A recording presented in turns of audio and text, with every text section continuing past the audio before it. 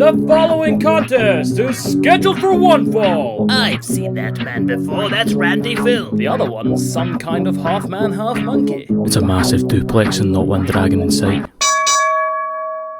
Hello again, troops. Randy Phil here with another Snap Dragon Duplex for you, episode 11, and this week we're going over AEW Dynamite from the 24th of February. Unfortunately, the monkey man is still out grafting his tits off, so he's fucking phoned in, gave us what he's got to say about AEW, and we're going to react to it. So without further ado, take it away, Mikey, you shagger. Hello, Randy, and hello, you beautiful sweaty marks. I'm Mikey Mac, and I'm back in the North Sea with a shitty microphone. Happy days. I'm here to take you through last week's Dynamite. So, we open up with Jen Moxley versus B-Dolph, Ryan Nemeth. Few spots I like in this. John Moxley doing that Pete Dunne joint manipulation stuff, which is somehow working face these days, despite looking like stuff out of a fucking Saw movie. Fuck knows. I think like B-Dolph got like 3 moves in, including a punch, and Mox wins with an elevated paradigm shift. It was pretty boring, to be honest, I thought. Yeah. B-Dolph, he's a wee jobber. It's a shame, isn't it, really? He looks like he's got potential. I mean, Adolph's good and all, so I mean, bit of a shame. After the match, Moxley sits down in a chair. He says he'll do whatever it takes to get back to the top. Turns out that's exactly what he's going to have to do. A bit of a weird long promo where he basically says, "If I die, I die." So then we have some blood and fire, insane garbage wrestling coming at us, I guess, next pay-per-view. Yeah. Was that the 7th of March, I think it is? Yep. I'm sure our mate Ross will be buzzing. He loves garbage wrestling. I used to love garbage wrestling as a kid, the big ECW kid, and then after years of PG WWE shite, it just actually fucking really shocks me when I see stuff like their last death match they had fucking shocked me. Yeah. So I guess I'm looking forward to it. I think I'm going to be disgusted while I watch it, but what can you do, man? What can you do? How are you feeling about it? Disgusted and thrilled. Yeah, mate, for the match I've wrote down fucking Dean Ambrose versus Dolph Ziggler, so I fucked that up. This match itself, fucking nothing to it. It was just opening the show for John Moxley to get in and cut his fucking promo for what to expect this Saturday coming. What did we say? It'll be... No, it's a Sunday pay-per-view this time, isn't it, for AEW? Sunday the 7th of March. So yeah, that's all this was. Him cutting his promo, doing his good shit. Match itself, nothing much for it. Just getting us pumped up, getting us amped for this final week on AEW Dynamite before the pay-per-view. Yeah, let's see what's fucking coming at us. Cut to Ray Phoenix and Lance Archer having a wee chat backstage. Lance says he's the better of the two, and Phoenix says he's the worst shag he's ever had. Sorry, worst tag team partner he's ever had. I guess they're trying to build heat for a match that just doesn't really need heat. It's two people we like, who are both good in the ring, totally different styles. That's enough heat. You don't need fucking a fake feud, but hey, it is what it is. Yeah, mate, I didn't understand what was happening backstage here. It just seemed like a wee cutaway promo just so they could say somebody was a bad guy and somebody was a good guy for this match, but you said that you don't need it. You had fucking 2 good wrestlers just having a good match coming up for the end of the night. But I'm guessing they just wanted you to build a bit of heat and a bit of hope for somebody, and they done it here. But it was short, it was sweet. I'm not going to complain too much about it. Next match, Team Taz versus the Varsity Blondes. Right, question for you. How What? much for you to get Brian Pillman Jr.'s fucking super mullet, and you have to wear it for a year? Right, and you can't tell anyone it's for a bet. You just have to try and like rock it. You can say things like, "I'm bringing it back. I'm making it cool." How much, Andy? Fuck. Right, hold on, let me think about this one. Brian Pillman's fucking absolute party mullet. I reckon 2 years worth of salary. Because once you grow it out, the absolute slagging you would get for it if you were trying to say, "I'm making it my own, I'm bringing it back." you would need to like go into hiding for 2 fucking years to live that down again. But then when you come out again, cunts are just got to say, mind how you had that absolute daft haircut 2 years ago. But yeah, fuck it. Go for a nice roundish number, 150 grand. I would do it for. Go on.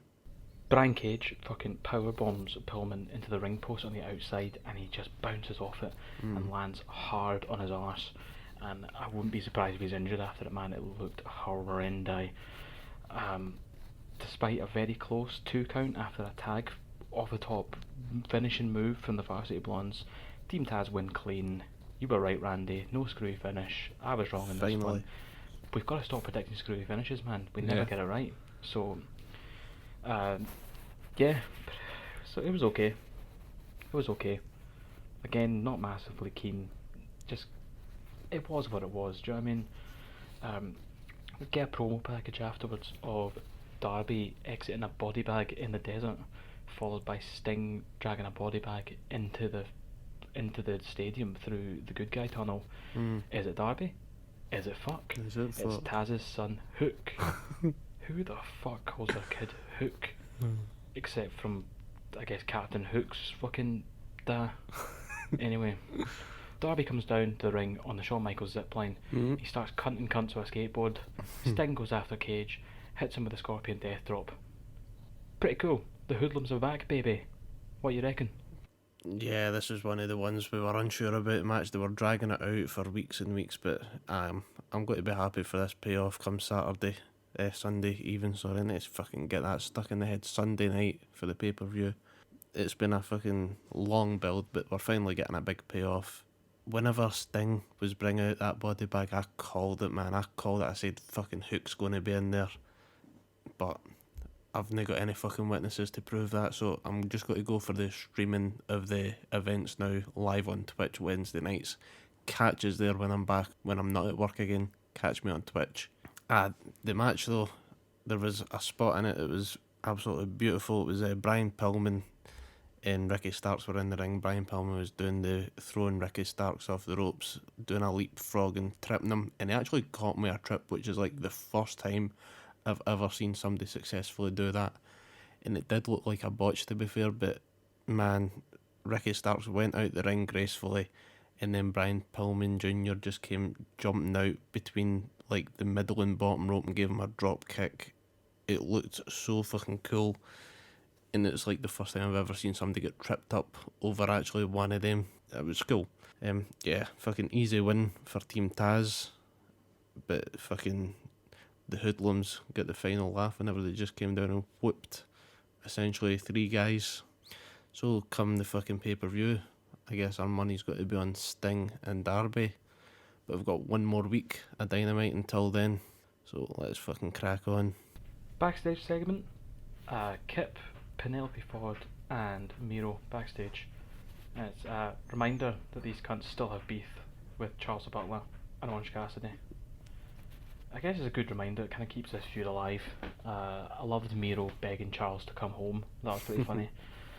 There's a wee school note asking them to wrestle at Revolution where they could fucking circle yes, no, maybe, which I thought was hilarious.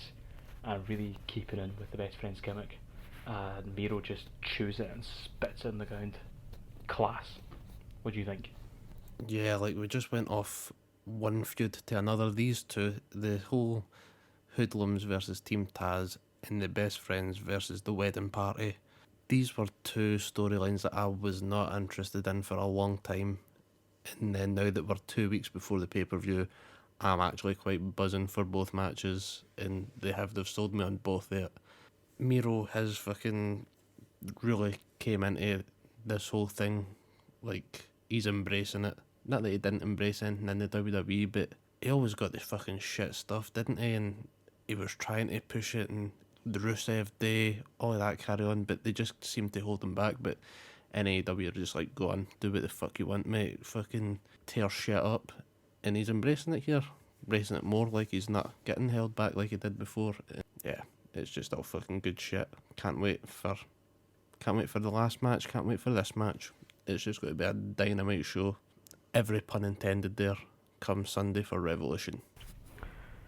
Next match, Brandon Cutler versus Jake Hager. Hager just kicks the piss out of Cutler, who's got like a Dungeons and Dragons gimmick. I think he comes out with a dragon with a fucking 20-sided dice. Yeah. So I guess that's his gimmick. He's got a big dragon mask on. Inner Circle come out and keep battering the shit out of Cutler after he's lost. And then the Young Bucks come in for a save. All Shamash wrestling. We love it. Or I love it. You're indifferent. The Bucks call out MJF and Jericho. They're backstage and they've spread jam all over the old Buck. The Buck's dad. Or at least that's what it looks like. They've supposedly busted him open and it looks so fake. The fake blood's fucking awful. Surely his dad could have taken a wee blade job for the boys. You know what I mean? Anyway, he ends up in an ambulance due to an allergic reaction to the jam, I guess. Honestly, mate, fucking waste of a match, really, yeah? Just a fucking piss take match. Guess to kind of push the feud with Jericho and the Bucks, but it's a shame that Cutler's there and it's Jake Hager because it makes no sense. I guess it's just try and get some heat on Hager, but he's not involved in this, so fuck knows, mate. Yeah, what do you think? Yeah, mate, a waste of a match and a waste of some good jam by the looks of it. Nah, I think the match was just made for the sake of Brandon Cutler was first there to help out the Young Bucks last week. Childhood friend, all that carry on. Jake Hager, he's a big bad bastard. Just get the big bad bastard to beat up the pal. Young Bucks make the save, and that leaves the old Buck vulnerable with a couple of hands full of jam. Yeah, that backstage bit with Jericho and MJF beating on him, it just looked horrendous.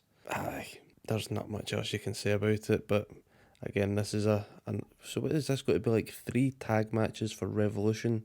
So you'll have the Hoodlums versus Team Taz, then you've got Best Friends versus the Wedding Party, and now you've got Jericho and MJF versus the Young Bucks for the tag titles. And as well as that, they're announced that there's going to be a tag team turmoil battle royal for the next AEW #1 contenders for the tag belts. It's mental. There's a lot of tag teams happening on this pay-per-view, but I'm enjoying what's happening with it. This will be another decent match, but I think we'll both be expecting MJF and Jericho to take the belts off the Young Bucks. So let's roll on. March 7th. Next match is Isaiah Cassidy versus the Hangman, Adam Page. So Hangman has the Dark Order in his corner, which I thought was cool. Yeah. What do you reckon? Do you reckon he's going to get to join them in the long term? One spot I liked from this was Isaiah jumps from the apron into the ring, springboards from the middle rope, and then lands into a Deadeye from Hangman for the win. Yeah. So I thought it was a cool spot to finish on. The match itself was okay, maybe middle of the road, average kind of match. It's good to see Hangman Adam Page.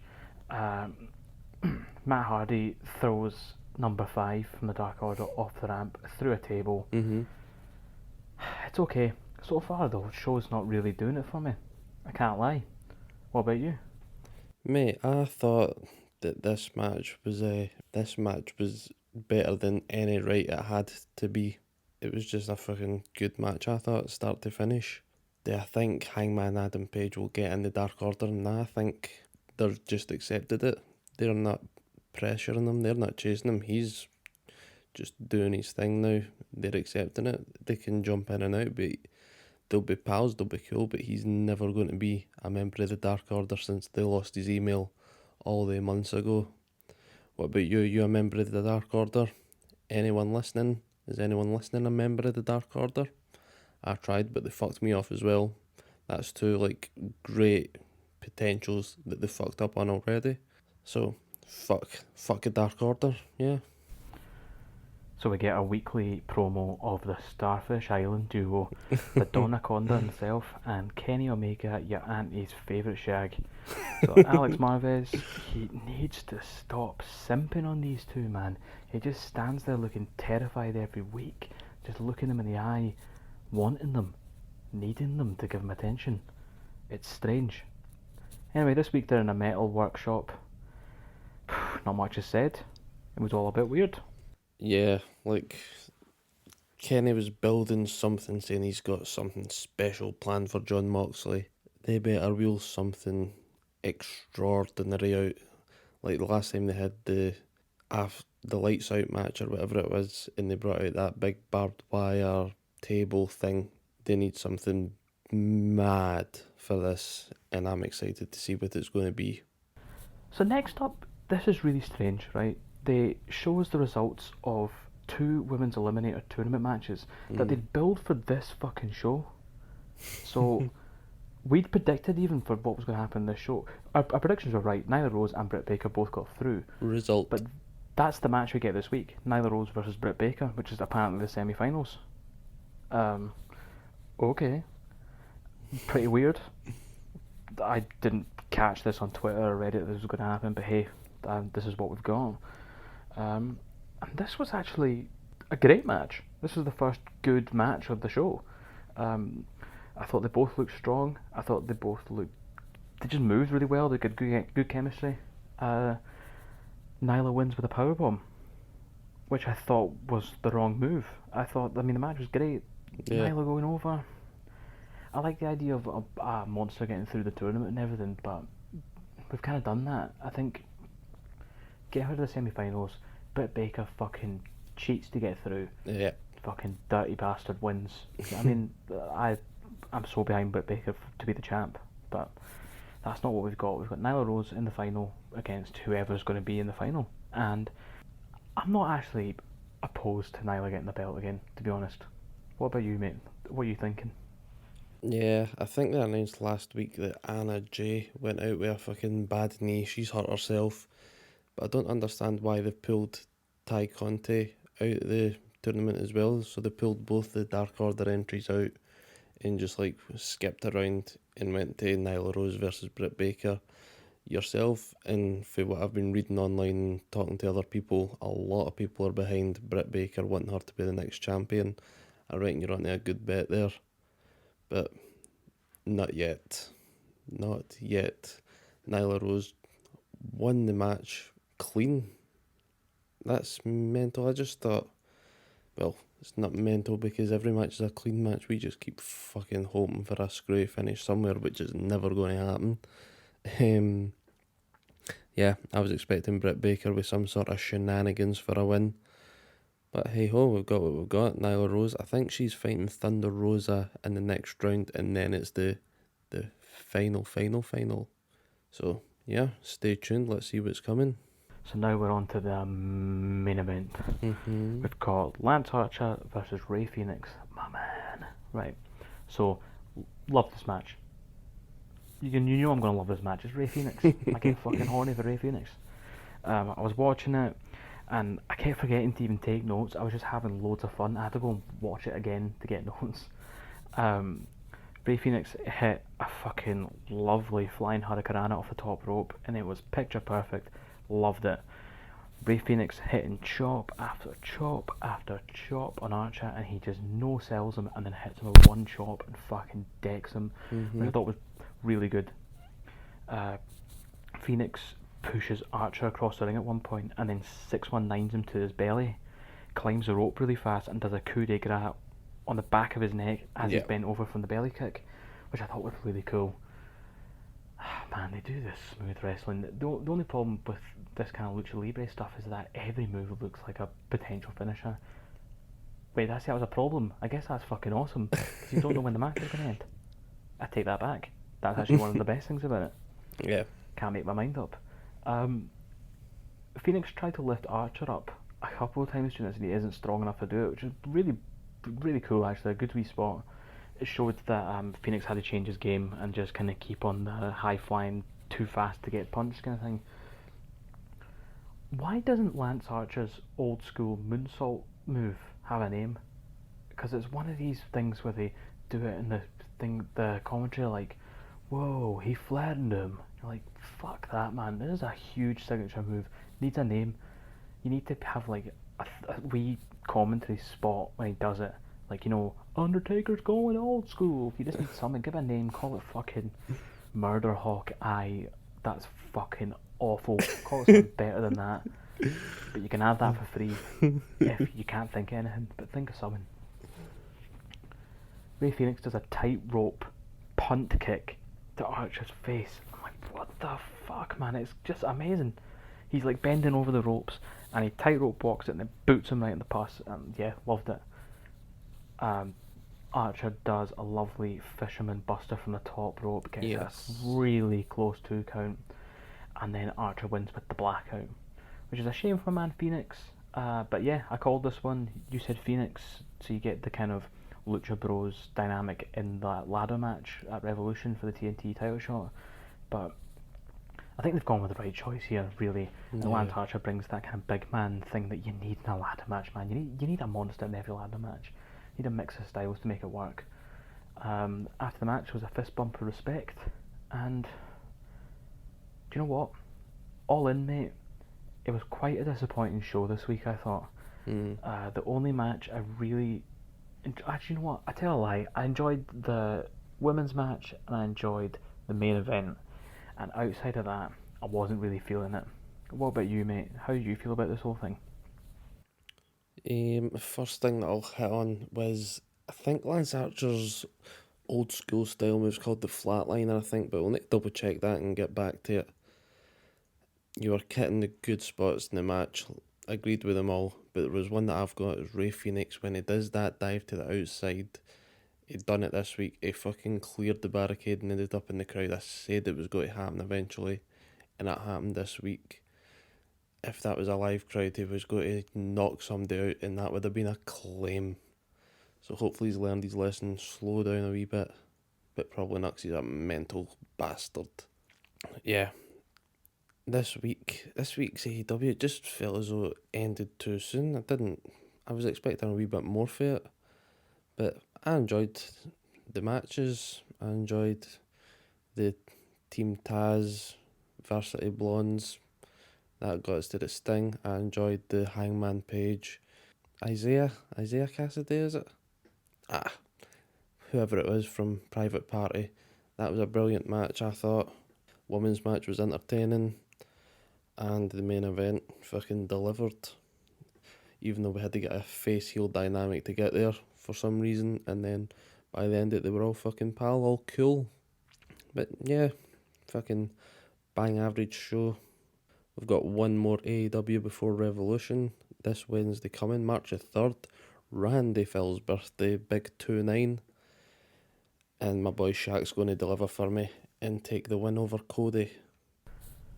So next week, I've been looking about, mate, and I can't really find what's going on. So I know that next week, for sure, we're getting the tag match we've all been waiting for. You've got Cody Rhodes and Red Velvet with Arn Anderson versus Shaq and Jade Cargill. Where are we going with this, mate? Why are they not keeping this till Revolution? Oh, I know why. Cody's in the fucking ladder match at Revolution. Yep. Fucking hell, man. Imagine owning a company, booking yourself in a big celebrity match on a random weekday, and then fucking booking yourself into a potential title ladder match, Money in the Bank thing, on the weekend, same week. What a bastard. But, aye. I think you've got 2 ways to go with this. They either do Cody and Red Velvet win, be it nefarious means or other ways, but they don't do screw finishers, do they? And then that leads on to give Cody a wee bit of fucking momentum going into this ladder match. Or they do Shaq and Jade win by nefarious means. I can't see them winning clean. And then you've got, I don't know what you get off of that. Nothing. You get nothing really off of that. I think what I think we'll do, Cody and Red Velvet win, right? Shaq and Jade are raging, right? And then when it comes to the ladder match, they interrupt and they beat the shit out of Cody just as he's about to win the fucking match, and someone else wins. Nice. Because if it's a no disqualification, massive stramash ladder match, that's your time for your screwy finishes. Do you know what I mean? Yeah. Because it makes sense, and it doesn't fuck anything up, and it doesn't feel forced. Do you know what I mean? It's just part of the show. What do you think, mate? What are your predictions? Do you know of any other matches? I reckon the Big Show's going to need to get involved for this match. But what does he do? Does he come out and help Cody? Does that make Cody a heel? Or does he come out and help Shaq? They seem pally-pally for a few months, and then like Big Show slowly becomes heel, or quickly becomes heel because it's a Big Show. He just fucking He flips at the drop of a hat, doesn't he? Well, it's not Big Show, is it? It's Paul White. He might just be like 100% good or 100% bad. But that's definitely not going to happen. He'll be face 1 week, heel the next week. Heel 1 week, face second half of the show. That's just how he works. But, aye. Have Paul White come out, help Shaq, and then they turn on each other.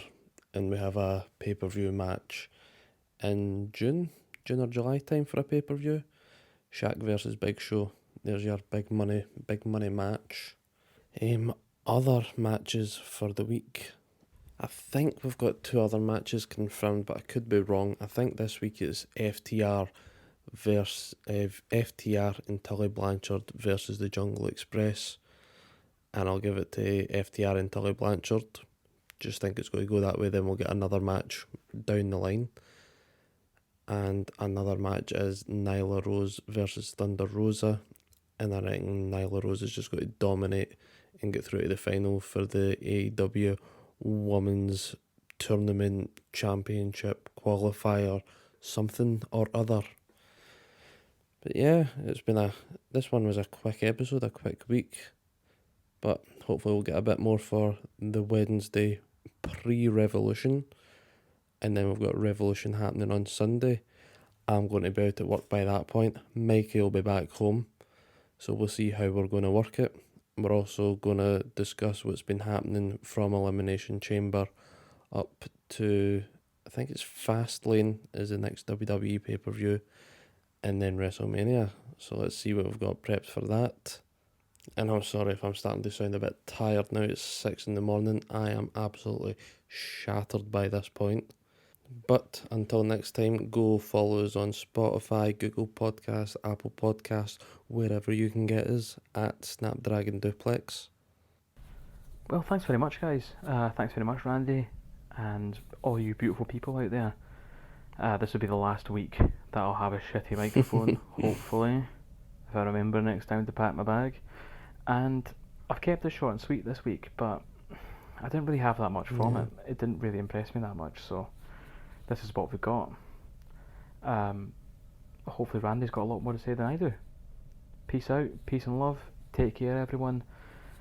I love you all. Thank you very much, Mikey. And thanks to all you beautiful, mad, sweaty Marquee shaggers out there for listening. Until next time, take care, mind what you're doing.